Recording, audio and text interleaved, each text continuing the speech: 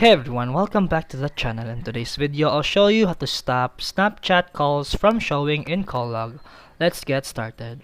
Make sure you're using the latest version of the Snapchat app from the Google Play Store.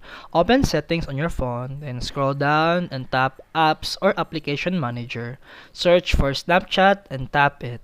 Tap Permissions, then disable or do not allow access to phone call logs if invisible. Open your phone app, then find entries labeled Snapchat Audio or Snapchat Video. Manually delete those call entries. But for iPhone, go to Settings, then Privacy and Security, then tap Analytics and Improvements, then turn off Share iPhone Analytics.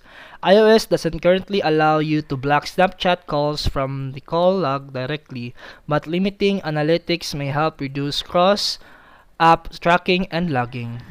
And that's it for today's video. If you found this helpful, please like and subscribe for more videos.